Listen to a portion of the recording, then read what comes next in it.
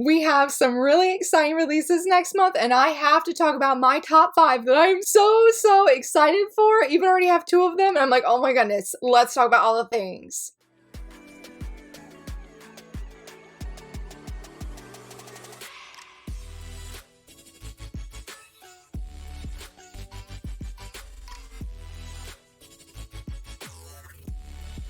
Hello friends, happy Wednesday. So very excited that you're here. So very excited to be here because y'all, this morning has been a morning. I have been in a bad mood, and so I'm hoping that this will give me a pickup, honestly, because I genuinely need it after the hot mess of this morning. And that is why I'm very thankful that we were talking about manga. I am super excited about it. Don't get me wrong, I'm always excited about manga, but today especially, I need some hype in my life, okay? So let's go ahead and jump right in. For number 1, we were saying Colette Decides to Die, Volume 8. Oh my goodness. If you hadn't seen my review video recently that I did, you can know that I absolutely loved it. It was phenomenal. It really exceeded my expectations, which is so funny to me because I read Volume 1, have a first impression, absolutely adored it, and then I just didn't read further. I don't know what happened. I genuinely do not know what happened, friends. If you're not familiar with the series, it is about our main female lead. Her name is Colette, and she is an apothecary, and at the very beginning, we see that she is burned out, worn out. She needs some sleep, she needs some rest, she needs some food, she needs all the things, and she is the only one in her village though that's helping taking care of all the sick people or people who are injured, and she's standing next to a well, and rumor is that if you fall into the well, you'll go to another world. She's sort of thinking about this, especially when she hears people calling her name, needing her help, and she's like, oh my goodness, I'm just tired. So she goes down the well, and the thing is, yes, she goes to another world. She goes to the underworld where Hades lives, and she is surprised that Hades himself seems to have some kind of illness. She's not really sure what's going on with him, neither do his assistants, aka the skeletons, who are absolutely amazing, and so she ends up forming a relationship with him from workaholic to workaholic, and eventually it blooms into a romance. This is a very healing and therapeutic story, honestly. It's fun, don't get me wrong, and emotional, don't get me wrong. I love all the characters, everybody has been so great, and Volume 8 was not on my pre-order list, and then as I was beginning to read the series, I'm like, yes, it will be on there, and I added it, and then I got to the end of Volume 7, and if you've read Volume 7, it was pretty intense. The series overall is pretty laid back, I feel, for the most part. I mean, it really focuses on this healing story and seeing both of our leads grow as individuals, especially Colette. I loved her journey, loved her story, and seeing her grow as an individual. But now we're getting more into Hades' story and how things are going to be in the underworld, and where it ended, I don't know how things are going to be in the underworld because some pretty massive things went down, and so I'm eager to see what is going to happen in Volume 8. I also love this cover. Hades looks phenomenal on it. I love the, I guess you would say, like night sky is what it makes me think of. I love the blue, and just very eager to read this. I am pre-ordering it late, so it's not going to be here on release date, which was yesterday when as the video goes live, but just know I will be eagerly reading it when it does arrive. For number 2, same as this one, and I admit some of my grumpiness came from, there was some sticky residue on here, and yeah, I was just in a mood. So I'm like, it ruined my manga, but it didn't. You're not even seeing anything wrong with it. It's just me. But anyway, I'm very excited for Volume 1 of Daydream, Darling. We got a new Iosaki Saka manga. Literally, this just came within the past 15 minutes. I'm very excited that I waited to film, despite that the sunshine went away and the clouds are out. And I said, why you gonna do me dirty like that, sun? But anyway, I cannot wait to dive into this. I think I'm really gonna enjoy it. It's about our main female lead, and she gets very nervous around people, so much so it seems like she has a hard time speaking, and when she tries, she just feels like it sort of falls flat, sort of fails. But the thing is, she does have this guy who seems to be the male lead, and he is her friend, but based off the blurb, there is this impression that he's not real, but this isn't labeled supernatural, so I'm not really sure exactly what is going on with him, but he seems to give her a lot of strength, and he's the only person she seems to be able to talk to him normally. But if nobody else can see him, then how real is this man? And that is why I have to dive in and find out. I, again, am so overjoyed to have this. I have really enjoyed everything I've seen with it. I have very very little doubts that I will really love this. I know I have shared that I didn't enjoy her other series that recently ended, well, at least in the US, Sakura. I don't think I'm going to have the same, I wouldn't say issues. I don't know why.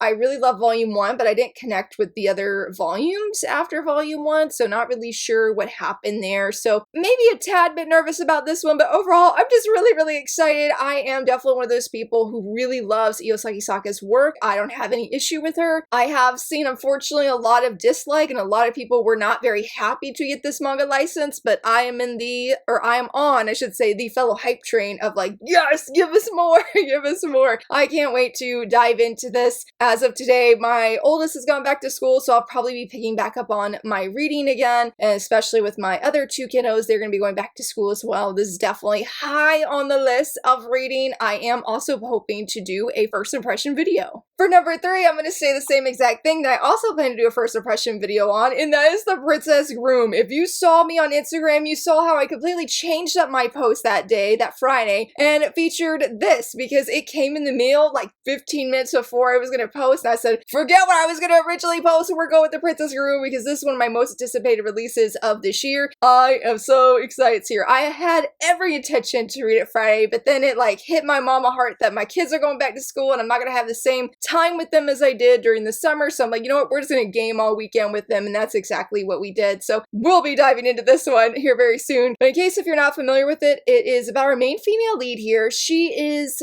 got a certain name. It's like a French name, but she's considered to have a doll face. Everybody really loves her. She acts very meek and docile, has a really nice face, and just cute overall. But what they don't know is she has another side to her, and there is a play on words. I won't say how, but she has another side to her, and she really fights for justice. She is engaged to our male lead here. He is the second prince, and there is some kind of rumor or legend that if you're born with red eyes, you are considered cursed. For her, she thinks he looks amazing. I had a panel saved from when I read some of it on Manga Plaza of where he mentions he doesn't want to marry her just for like a trophy wife kind of thing, but she's like, well, hey, he looks really nice on the eyes. I don't mind at all if he just wants to be, you know, a trophy husband, I guess you would say. The thing is not only does he have this reputation because of the legend and him being cursed, but he also just doesn't have a good reputation because supposedly he's visiting the brothel, that he's got ladies on the side, and she's like, well, he doesn't really carry himself like somebody who would be doing all of that, and she decides to investigate, and so this romance begins between them. I think I mentioned in one of my previous top 5 Wednesday videos that I featured this in, of shoujo manga fantasy with romance. So if you're curious about that, I wanted to do romantasy or fantasy romance, but I found there's a lot of nuance between both those terms. So I said, hey, let's just go with fantasy with romance because you can't go wrong with that. And I featured this, just how excited I am because I've only read technically probably like the first 3 chapters. Ooh, we have a color page. Okay, just one. I think, yeah, just one. But I'm, yeah, eager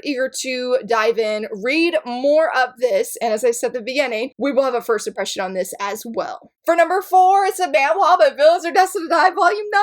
Yes! Oh my goodness, I am ready to be back with my best girl. Even though Volume 8 broke my heart, if you've read it, oh my gosh, we were in that tearful boat, honestly, of having our hearts broken. This series follows our main female lead, Penelope, and she has been basically reincarnated into this otome game. When she was in Korea, she was introduced to this game. She tried it out. She got addicted to it, ended up staying up all night trying to do, she beat easy mode, and then she decided to do hard mode, but the character she's playing in the game unfortunately kept dying. And when she falls asleep, she wakes up in the body of the villainess, who is Penelope. And so now she's trying to navigate these love interests where if I think she starts out with, I think easy mode is like 20%, but she's below that. And if she gets to 0%, it's off with her head, basically, you could say. And so she's just trying to stay alive. That's all she wants. She knows a lot of different things about all of the guys, but since she's in hard mode and she's the villainess, they're not treating her the same as they would the heroine. And so it's her story of, again, just trying to stay alive. I have deeply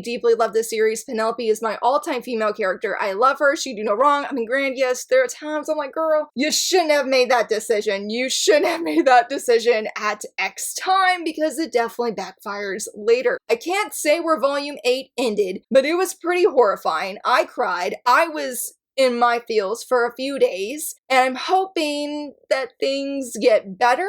I do know that the manhwa has ended, and I haven't had the heart to announce that in a manga news video because I'm in denial that the manhwa has ended, like the main story. I do know that the artist came out and said she will have side stories, which was a really big surprise because originally she was very adamant that she would not, but I don't know what made her change her mind. I'm very thankful she did. So we'll get side stories at some point. And then next month, we should be getting volume 4 of the novel, which will also conclude the main story of Villains Are Destined to Die. So lots are happening, but I'm very excited to see how this is going to move forward because the novel for volume 3 just went a little bit past volume 8 of the manhwa. So this is going to be mainly, I think, all new content for me. Well, outside of spoilers I've seen because I do actively, or I was actively following all the spoilers and hearing all the things. But I cannot wait. Even though I know I'm going to be really emotional at the beginning, I'm going to brace my heart because I'm like, hey, my best girl is back and I'm ready to see Callisto for certain do some things, put some people in the place because they need to be put in the place for sure.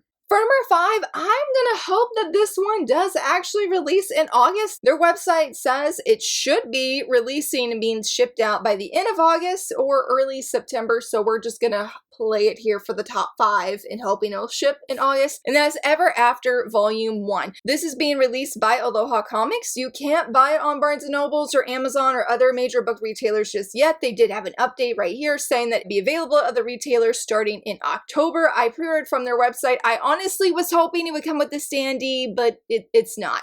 But I'm still really, really excited because I love the question it asks of ever wonder what happened after the happily ever after. It's about two guys, two brothers, that they go to these different fairy tales and we see the aftermath of when the princess or the prince has their happily ever after. It seems that things are not so happy with the damage maybe that's been done or the good that seems to have happened, and that there is some chaos in the wake of these fairy tales and their supposed endings. I again am very, very excited for this because I think it just sounds really interesting to see a different side of things, of maybe things are not as happy. Like they have one on their website where they have a preview of Snow White and she's acting just like the evil queen who was like her, what, mom or stepmom or whatever. She's acting just like her when it comes to the magic mirror because I think she's asking, or did ask, who is the fairest of them all? The magic mirror saying her daughter, and she seems to be flipping out, and I'm like, this is not the Snow White we know and love. So I hope that if that is the theme of this 2-volume series, so we just have volume 1 coming out just for right now, that there's gonna be some really interesting thoughts, ideas that are shown that maybe I never would have considered because, I mean, obviously I don't really, well, I should say obviously, but for me, I don't really think about like, hey, what could have happened to maybe the other characters? What could have happened to the main character when they thought they got everything they wanted and maybe they ultimately did not? So it seems it's gonna be really, really good. And all of these honestly seem really, really good. I mean, the only one I have outside of Villains Are Destined to Die that I have read previous volumes, but for volume 1's, The Princess Groom is the only one I have some experience I've read online. And so all of these, oh, and I forgot Colette, volume 8, but all of these I'm really hyped for and really appreciate you listening and being here and listening to me yap about these series. I would love to know, what are you most excited for that's releasing this month? Let me know down below. And if you enjoyed this video, please give it a thumbs up and subscribe. And thank you so much for watching. Bye!